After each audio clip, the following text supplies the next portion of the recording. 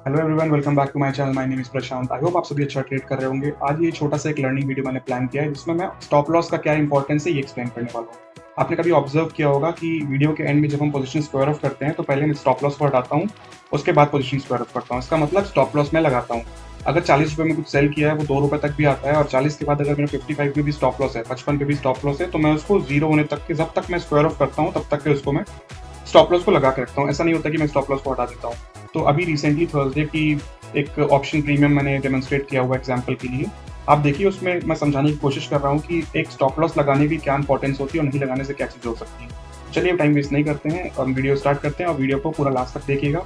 और अगर वीडियो अच्छा लगे तो प्लीज़ लाइक करिएगा, कमेंट करिएगा और सब्सक्राइब करिएगा। चलते ही मिलते हैं वीडियो के अंदर। तो चलिए वीडियो स्टार्ट करते हैं। आज की इस वीडियो में हमारा मेन जो पॉइंट होने वाला है वो ऑप्शन के प्रीमियम के ऊपर होने वाला है कि जो हम ट्रेड्स करते हैं उसमें ऑप्शन प्रीमियम में हम क्या ऑब्जर्वेशन रखते हैं, हमारे क्या स्टेप्स होते हैं और हम क्या चीज़ ज़रूरी होती है जो हमें ध्यान में रखनी होती है।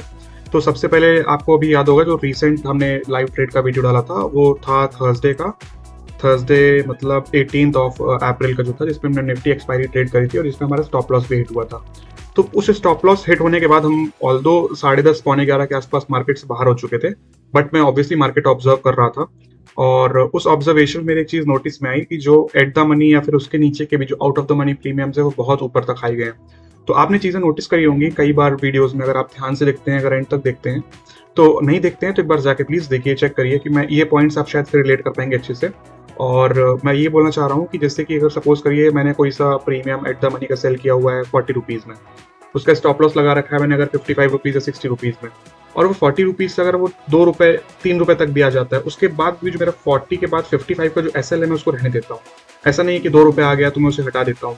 ये आपने अगर नोटिस नहीं किया तो ये वीडियो देखिए, उसके बाद जाके कोई भी एक पुरानी वीडियो देखिए, किसी ना किसी में ऐसा मैंने दिखा होगा आपको, शायद ऑब्जर्वेशन में नोटिस में आएगा ये चीज़ कि अगर 40 रुपये से 2 रुपये तक भी आ चुका है प्रीमियम, तो 40 के बाद जो 55 का 55 का जो मेरा स्टॉप लॉस था मैं उसको हमेशा रहने देता हूँ, कभी उसको हटाता नहीं हूँ। इसका रीज़न आज एक अपॉर्चुनिटी मिली है वो एक्सप्लेन करने का कि ऐसा करने का क्या बेनिफिट है और हम किस चीज़ से कितने बड़े प्रॉब्लम या कितने बड़े रिस्क या फिर कितने बड़े लॉस से बच सकते हैं ऐसा करते हुए। तो मैं आपको दिखाऊँ, मैंने उस दिन एक स्क्रीनशॉट लिया था, मैं उस दिन वीडियो बना नहीं पाया था ऑल्दो, बट मैं दिखाता हूँ आपको। सपोज करिए कि 22,200 का हमने कहीं पे ये शॉर्ट किया होगा। अगर ये एट द मनी के आसपास ये 22,200, जब भी ये जो 4-5 कैंडल्स हैं 10 बजे से लेकर के पौने 11, ऑलमोस्ट 15-20 मिनट 25 जो 1 घंटे के आसपास की जो कैंडल्स हैं, यहाँ पे कहीं मैंने एट द मनी में आयरन फ्लाई बनाई होगी 22,200 की। ऑल्दो हमारा स्टॉप लॉस हिट हुआ था उस दिन, वो बात अलग है, बट इन केस अगर नहीं हुआ होता और उसके बाद, क्योंकि हमारा उस दिन का एनालिसिस यही था कि नीचे तरफ मूवमेंट आएगा, बट ये ऊपर वॉलेटिलिटी के कारण हमारा स्टॉप लॉस हिट हुआ था और हम मार्केट छोड़ के जा चुके थे उस दिन। बट अगर ये नहीं हिट हुआ होता तो आप देखो ये कहाँ ट्रेड कर रहा है, 9 रुपए के आसपास ट्रेड कर रहा है, 8 रुपए 7 रुपए 9 रुपए। हमने सेल रफली कहाँ किया होता है इसको, ये 50 रुपीज़ के आसपास, 50-45 रुपीज़ के आसपास। अगर इस पॉइंट पे सेल करने के बाद सपोज करो 8-9 रुपए आ चुका है और कुछ रीजन से आपने या तो एक्स्ट्रा क्वांटिटी ऐड करी, कुछ भी किया, आपने स्टॉप लॉस हटा दिया, जो कि हम नहीं करते, हम स्टॉप लॉस रहने देते हैं। तो देखो आप 50 से अगर ये सपोज करो कि इसका 55 या 60 में अगर स्टॉप लॉस होता तो ये इस कैंडल में हम हट चुके होते, बाहर हो चुके होते। सपोज अगर आप बाहर नहीं होते तो आप इमेजिन कर सकते हो कि हाई इसका 305 गया है।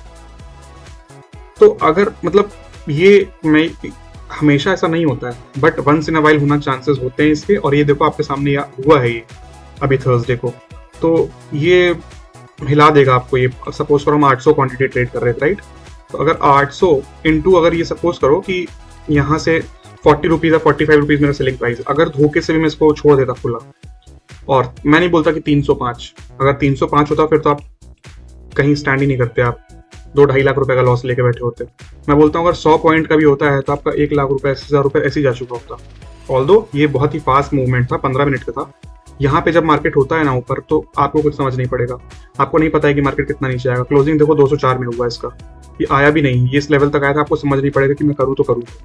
तो इसलिए मेरा ये वीडियो बनाने का आज मुझे समझ में आया कि ये ज़रूरी चीज़ है, मुझे हाईलाइट करनी चाहिए, इसलिए मैंने स्क्रीनशॉट ले लिया था उस दिन के प्रीमियम चार्ट का। और मैं आपके साथ ये शेयर कर रहा हूँ कि आपके जो स्टॉप लॉसेस है उसको हमेशा इंटैक्ट रहने देना आपको, जब तक कि आप पोजीशन स्क्वायर ऑफ नहीं कर देते। आपने स्क्वायर ऑफ किया, आप बिंदास स्टॉप लॉस हटाइए, स्क्वायर ऑफ करिए, उसी मोमेंट पे करिए। आप देखना एक बार जाके वापस से, मैं अगेन ये चीज़ बोल रहा हूँ कि आप जाके देखना, जब भी मैं पोजीशन स्क्वायर ऑफ करता हूँ 3:15 के आसपास, तभी मैं स्टॉप लॉस हटाता हूँ और तभी मैं पोजीशन स्क्वायर ऑफ करता हूँ। ऐसा नहीं है कि 1-2 रुपये आ चुका है और मैं सोचता हूँ कि अब क्या ही बढ़ेगा ये। कभी ऐसा होता है ना कि हमारे थॉट में आता है कि वॉलेटिलिटी करके स्टॉप लॉस हिट ना कर दे, कुछ ऐसा कुछ, तो हम स्टॉप लॉस हटा देते हैं। ये प्रैक्टिस बिल्कुल नहीं करनी है आपको। ट्रेडिंग के 4 क्वाड्रेंट है, छोटा लॉस, छोटा प्रॉफिट, बड़ा लॉस। बड़े लॉस वाले सब सभी बोलते हैं, उन सबसे मैंने सुना है। तो जितने भी सीनियर ट्रेडर्स और जितने भी ट्रेनर्स या फिर जो भी हैं, उन सबसे सुनते आ रहा हूँ। जो 4th क्वाड्रेंट है ना आपका बिग लॉस वाला, इससे हमेशा आपको बच के रहना है, और आपकी जो छोटी छोटी हैबिट्स हैं, छोटे छोटे डिसिप्लिन और रूल्स हैं, आपको वही उससे बचा के रखने वाले। तो आई होप आपको ये समझ में आ रहा होगा कि मैं क्या समझाना चाह रहा हूँ। तो अभी ये वीडियो खत्म करते हैं यहाँ पे, अभी के लिए बस इतना ही। Thank you.